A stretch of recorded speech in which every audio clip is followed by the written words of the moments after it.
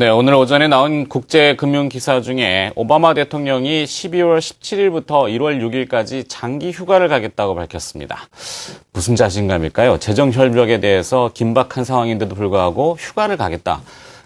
빨리 타결을 할 수 있다는 자신감일까요? 자세하게 이야기 들어보죠. 글로벌 인사이드 우리투자증권 동수원 WMC의 서상영 차장 연결합니다. 안녕하십니까? 네, 안녕하십니까? 네, 이번 주에 여러 가지 또 이슈들도 있고 그다음에 지표들도 발표 예정인데요. 그거부터 먼저 정리해보고 갈까요? 네, 이번 주에는 경제지표가 중요한 이슈들이 많이 있는데요. 이 중에 경제지표를 먼저 보면 오늘 저녁에 우리 수출에 지대한 영향을 주는 ISM 제조업 지수가 발표가 됩니다. 지난주 베이지북에서 각 지역의 제조업 지수가 둔화 전망이 있어 다음 주 FOMC 회의에서 양적 완화 가능성에 불을 지폈었는데요.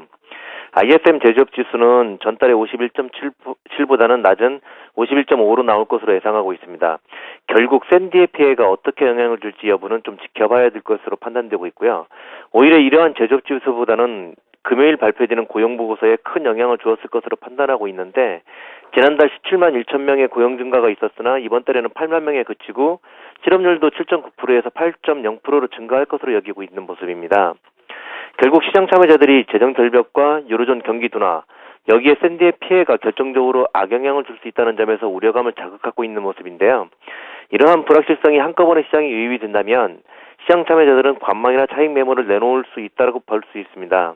그러나 지난주에 봤듯이 이러한 경제지표 악화가 오히려 12일 있을 FOMC 회의에서 양적 완화 기대감을 키우면서 우호적으로 작용할지는 그날 두고 봐야 될 것이라는 판단입니다. 네. 자, 지금 화면에 이번 주에 예정되어 있는 경제지표도 쭉 나갔습니다. 경제지표도 중요하긴 합니다만 무엇보다 가장 중요한 이슈는 역시 미국의 재정 절벽에 관련된 이야기일 텐데요. 앞서 오바마 대통령의 휴가 이야기 해드렸습니다. 이번 주 또 3차 레임덕 세션, 이 어떤 뜻이 포함되어 있는 것인가 어떻게 진행될 거라고 보십니까? 이번 주부터 이제 재정 절벽에 대한 부분이 본격적으로 시장을 지배할 것으로 여겨지고 있는데요. 지난주까지는 민주당 대표, 하원 대표 이제 선출이라든지 여러 가지 이슈들이 있어가지고 서로 간에 이슈를 선점하기 위한 방안들을 좀 발표를 했었습니다. 민주당은 앞으로 10년간 부자 증세를 통한 1조 6천억 달러로 세금을 늘리고 정부 지출을 4천억 불 정도를 삭감할 것을 제안했었고, 공화당은 이런 재정 긴축보다는 부자 증세에 초점을 맞췄기 때문에 이 부분을 거부한다는 발표를 했었습니다.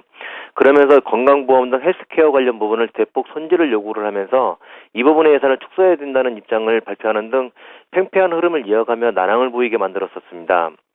결국 이러한 양당의 충돌이 14일 레임덕 회기 폐기까지 지지부진하고 각 정치인들의 발언에 시장이 요동을 칠 것이라는 점인데, 만약 올해 말까지 합의가 되지 않는다면 이 부분에 대한 소급 법안을 통과시켜서 일정 조정에 나설 수 있기 때문에 꼭 1월 1일이라고 해서 경제가 급격하게 나빠지거나 하지는 않을 것입니다. 다만 이런 식으로 간다면 내년 2월 초에 다가오는 S&P의 미국의 신용평가의 강등 가능성이 더욱 커지기 때문에 결국 재정절벽으로 인한 신용등급 강등 가능성이 있다는 점은 부담으로 작용하고 있습니다.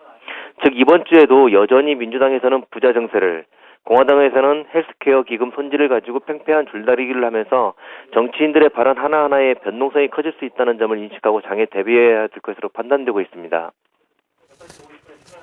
네, 이번 주에 핵심 관전 포인트 다시 한번 정리해보고요. 그에 따른 투자 전략 어떻게 잡고 계십니까? 결국 이번 주는 조초반에 샌디의 피해를 입은 경제지표, 그중 ISM 제조업지표가 시장에 영향을 주고 화요일부터 이제 본격적으로 재정절벽 이슈가 담겨 있어 부담으로 작용할 것으로 여겨지고 있습니다.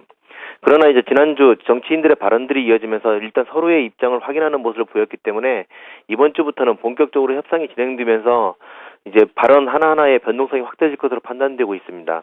물론 이러한 모습이 보이면서 지난주 조짐이 보였던 FOMC 회의에 대한 새로운 양적 완화 기대감, 샌디 피해에도 불구하고 만약에 경제지표들이 우호적으로 나온다면 시장은 하락을 하는 모습을 보이기보다는 박스권의 흐름을 이어가면서 재정절벽 이슈 해소를 기다리는 한 주가 될 것이라는 판단입니다.